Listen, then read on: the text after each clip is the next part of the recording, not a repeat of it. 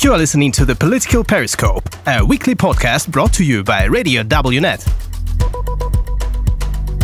Interviews on international politics, security, geopolitics, economy, and more. Every Thursday at 7 p.m.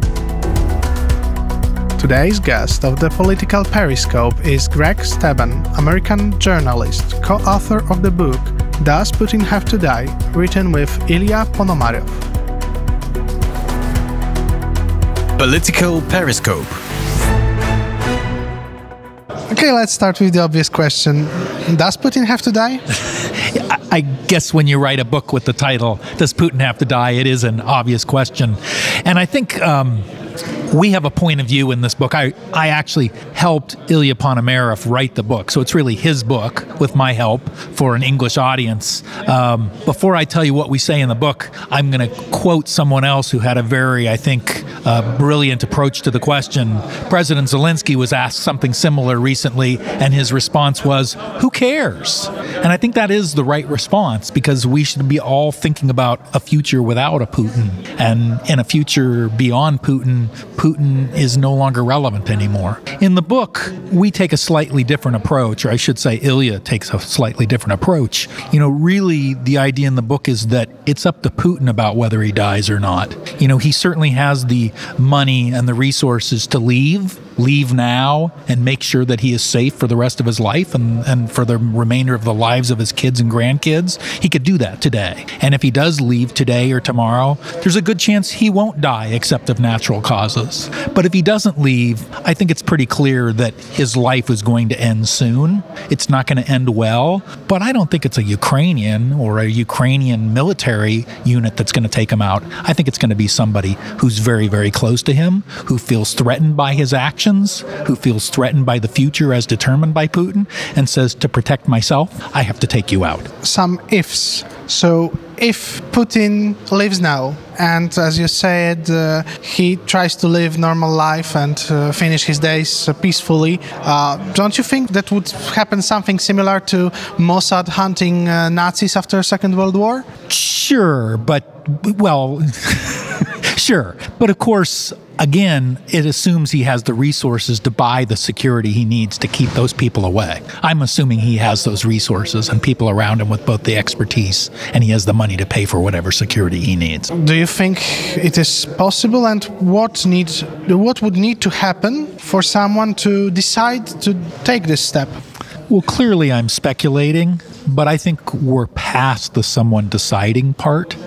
I would assume we're in the I'm just waiting for the right time part. He's done too many things that just threaten, you know, when you start talking about nuclear warheads, that's going to make a lot of people nervous. And if I was around him, I'd be thinking, I got to kill him before he does it. You know, the other thing I'm going to be thinking is if he goes in the wrong way and that makes information revealed about, you know, the dirty laundry of his administration and his time in office, you know, maybe I've built my entire life and my wealth around that dirty laundry. That's another reason, if I can take him out, I might be able to control the paperwork or the documentation or the paper trail. I cannot believe that there are not people in his inner circle who are thinking every day, is today the day when I can do it and survive the assassination.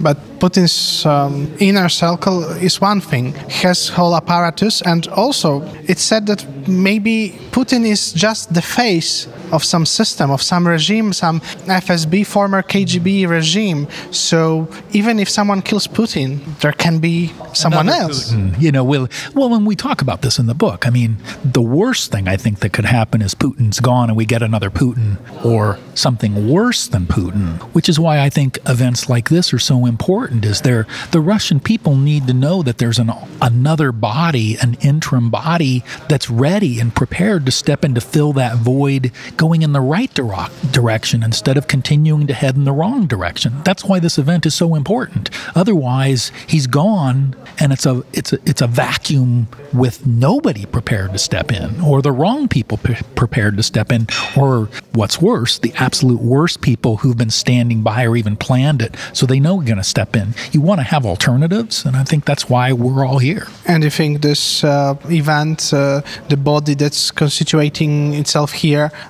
is it a real alternative? I would think so. I mean, you have an awful lot of people here at this event and in this body as delegates who have a lot of experience and a lot of knowledge and a lot of wisdom. But I think ultimately, if the goal is democracy for Russia, shouldn't it be the people who ultimately determine who rules them? And so I think it's up to the Russian people. And I think the Russian people are going to have to take the streets and begin protesting whatever happens to Putin to make sure that they do take control of their country instead of passively taking whatever is shoveled into the Kremlin next. The problem that I see with this approach is that for last, centuries, Russian people didn't seem to have much political will to change anything. They were rather accepting what happened to them. But the world around them changed. So, first of all, I've heard the argument, and I agree with it, that at some point the pain of doing nothing or accepting the status quo is worse than the pain of actually having a revolution. And I believe that is human nature. I also think that Russians, of which I am of Russian descent, I think Russians are just other people who have lived under other systems and have been repressed. I think at some point the pain of the current system is so much that they revolt. I think that's inevitable in any humans. But I think the changes of the world around them is also significant. So, for instance, if you were a Russian soldier and you were sent to Ukraine and you were told that Ukrainians live like dogs your whole life, and then you get there and you see these Ukrainians actually live a very nice Western lifestyle, how do you go back home not remember how much better that Ukrainian life was and how you were lied to about it? How do you not go home and think to yourself, I want to live like that instead of the way I live today as a Russian? You know, how many soldiers have been sent to Ukraine who are going back now, whose view of the world has been changed, and also changed by what's possible with a democracy in a Ukraine, in a Poland, in other nations that used to be part of the Soviet Union. So the world changed around them, and as they get greater and greater exposure to what democracy and freedom is and the possibility of it, at some point, I believe there will be a break and they will fight for it too. And we're seeing that in other parts of the world as well, just like Iran. I don't want to trivialize and generalize, but it seems that many of those soldiers, they just tried to take part of this Western life with themselves home, like, washing machine or refrigerator. Or a toilet seat. Well, but I would actually say that makes my case. They've recognized that, over here, they have the freedom to have the things in their lives they want in a system that rewards hard work and again, freedom and democracy. And they're taking those things home because they want them. And it's not just the material things I hope that they want, but I hope that they want also the system that allows them to live the same way. And the system that tries to introduce democratic system in Russia in the 90s ended up in electing Putin. Yeah, and we talk about that in the book. And again, when I say we talk about it in the book, it's really Ilya's book with my help. But that is addressed very assertively in the book because, as Ilya says, in some ways it gave people a negative or a tainted view of what democracy could be. But when you think about what democracy is, it's not a destination, it's a journey, right? I know that sounds trivial, but the United States is having struggles with democracy today. They've had struggles in the past. This is a country I know well because I'm from there. You don't get there and just stop and say we're there now. So I look at Russia and I look at the period of Gorbachev and Yeltsin and I say, yes, it was a terrible time for the people of Russia, but it was part of the journey they had to take to get to ultimately having a better system for themselves that is truly democratic. Poland has not been without its struggles and I think is struggling in some ways politically today. Ukraine has not been without its struggles. So to say that Russia cannot be a democracy because it failed in the 90s is, I think, to ignore the history of other nations that have been successful at getting where they are today. Do you think that after the war, Russia will really change the government but will stay in the same shape, the same borders as it is today, or are we expecting some other changes too? I don't know that I'm the best one to ask that, not being Russian. I would say the borders are going to change in the sense that Ukraine is going to reclaim its land. So I think that is a given a Ukrainian victory. Will other parts of the former Soviet Union break away? I think that's up for them it's up to them to decide, and I think they should have the right to decide it. And I would hope that whatever leadership takes control of Russia would accept that if a nation wants to break away and be independent, that it should be able to break away and be independent. Let's change a bit the topic. What do you think? How long can the US continue its support for Ukraine? Can I answer that after next Tuesday's midterm elections? It's been a big debate, particularly recently in the U.S. Some hard right Republicans say, for instance, to quote one member of Congress, "Not another penny for Ukraine." I think that attitude is very much in the minority. I think it's more grandstanding than it is actually a policy. I think the U.S. and the West, so I'm including Europe and other allies of Ukraine, understand that this is not a war between Russia and Ukraine. It's a war between Russia and the free world. And so we're not fighting. We're fighting with and for Ukraine, but we're also fighting for ourselves and the rest of the world. So I don't see the U.S. and other allies pulling out anytime soon. I think that one of the reasons Ukraine is going to be victorious here is because if there's periods where Russia begins to get an upper hand, I think the West is just going to increase its involvement. And we've already seen that. There's been sort of an inflationary increase in what countries like the U.S. have been willing to do. They're doing things today that they probably said they wouldn't have done back in February. But the circumstances required it, and countries have continued to step up. And I don't think that's going to end until this is over, and I don't think it's going to end until it's over with Ukraine being the victor and getting the things that it should, like its land back and reparations. Donald Trump said that if he was the president, this war would never happen. Well, let's be realistic and honest. Had he been president, it may be that this war wouldn't have happened, but I think something else would have happened. I mean, I think we all understand that circumstances beget other circumstances, so things may not have played out exactly the way they have, but I don't think the Putin-Trump relationship was such that if it made sense to Trump to move on this invasion, believing it would take only 3 days, that having Donald Trump in the White House would have prevented him. Things that followed might have been different, could have been worse, could have been better. I don't know the answer because that's not what happened. We know what has happened is it didn't take 3 days, and I think it's pretty clear today that Ukraine has the upper hand.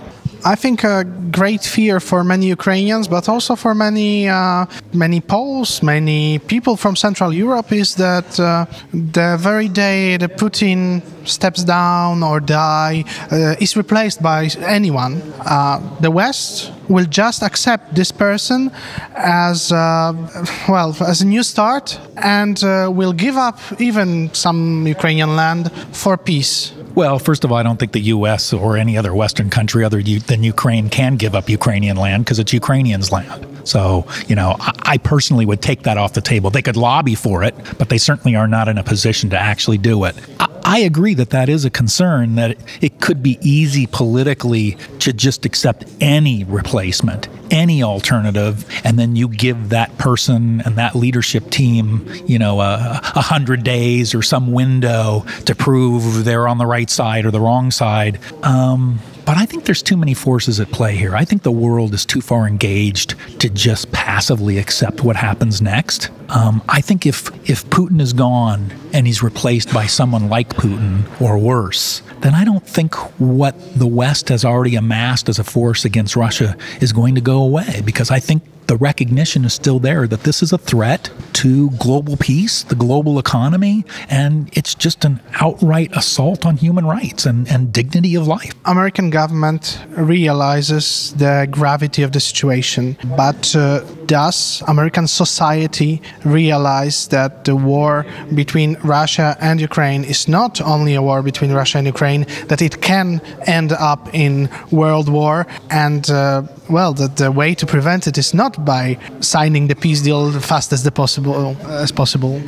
Give me a minute. I want to make sure I understand your question, because I thought you were going to go somewhere else. So you're asking me, I'm sorry, can you ask the question again? Yes. So the U.S. government realizes the gravity of the war between Russia and Ukraine, and they realize that this war can end up in the world war. But apparently, they also realize that signing the peace deal as fast as possible is not the right solution, because this actually can lead to the world war instead of arming Ukraine. As many critics say that arming Ukraine is just fueling the war. But does society, American society, understand the necessity of helping Ukraine, arming Ukraine, and do they understand that it actually prevents the world war? Well, I think there's a case to be made that it already is a world war. It just looks different than the previous two world wars. I can't speak for all Americans, but I can tell you that my read of American society is the vast majority understand the danger of taking the wrong moves here, of supporting the wrong quote-unquote peace plan. I mean, there is no peace plan to sign today, so we know that's not going to happen. But I think most Americans are looking back to the time of, for instance, Ronald Reagan, whether you're a Democrat or a Republican, and I think the wisdom of Reagan's words about freedom and democracy ring truer today than for many Americans than maybe they even did during the time when he was president. You know, we've had a lot of time to mature and see the world change around us. So I don't think the will of most Americans is going to soften or break. I think they are going to continue to supporting Ukraine, because they understand that if Ukraine falls, which country's next? And then which country's next? And then which country's next? And you know, we're all feeling the impact of this war, but I think most Americans understand that if we give in to Russia, it's only going to get worse. I have the impression, watching some American experts and publicists, journalists, that especially conservative the most conservative part of the Republican Party and its supporters, I see two things. One, they would like this war to end as fast as possible because they don't perceive Russia as the biggest threat. They perceive China as the biggest threat. And the second thing I notice is that many of so-called realists, they don't really seem to acknowledge the right of nations to independence. They think that the war should be solved between the US and Russia, not including even Ukraine. Well, I mean, first of all, I can't speak for the American people. I can just tell you my perception. And yes, there is, I think, a very small minority who adopt the views you've just said. You know, we should just get it over with. We should be appeasers. China's a bigger problem. And yeah, I mean, I see things on social media all the time of people speaking in a way that makes it sound as if the U.S. will determine what happens here, not Ukraine. You know, it's Ukraine's land. Ultimately, it's their right to decide how this ends, right?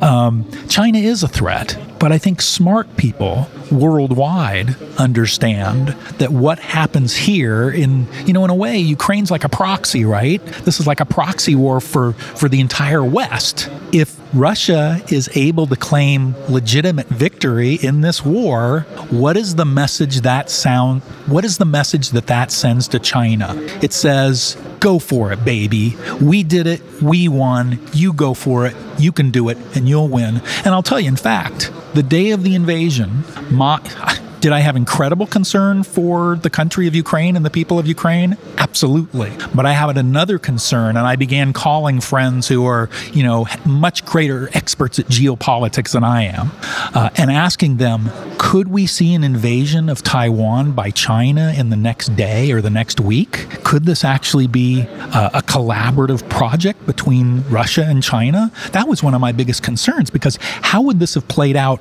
if both of those countries had invaded another sovereign nation at the same time? How would the world have reacted to that? So China is a threat, but this is part of the threat. You can't separate them. They're not separate issues. They're all bound together. The issue is, I'm talking not about you said minority, yes, but it's a very loud minority. I'm talking about people like Mersheimer or Jordan Peterson or other many people connected with Fox News. Musk, right? I mean, he weighed in with his peace plan. Well, look, I live in a country that's a democracy. I want the same for Russia. those people have the right to have their opinions, and they have their right to go on Twitter and YouTube and network television and express their opinions. They don't have the votes of the people. They merely have the opinions of themselves. And I will stand for their right to say those things as strongly as I disagree with them. Thank you very much. If I can say one other thing, not only will I stand for their right to say those things, I want Russians to be able to debate things in the same way. That's why I'm here. I think that debate is necessary, whether I like what the other party is saying or not, and I want the same thing for the people of Russia. I want them to be able to express themselves whether they agree or disagree with the government. So I need to ask you one more question. Freedom of speech, is it more important than the truth, or should government, for example, be allowed to limit freedom of speech, for example, in order to prevent spreading of fake news? I don't think you can have freedom of speech and have a ministry of truth. I think you can disprove things. I think it's an unfortunate, we're seeing in my country, the U.S., the United States, there's a lot of misinformation and people believe it. But I think it's, I talked earlier about democracy being a journey. I think it's part of the journey. Part of it's the access to information, the influence of technology, the influence of infiltrators. Like, we believe the Russians, influenced our election of 2016. But I don't think we can begin to chip away at the basic principles of democracy to fight that. We have to somehow learn as a nation, and frankly as a world, to deal with these new forms of communication and new forms of misinformation while standing true to the principles of democracy. And we'll get through this because it's a journey, it's not a destination. Thank you very much. You're welcome. This was The Political Periscope. The podcast is released every Thursday at 7 p.m.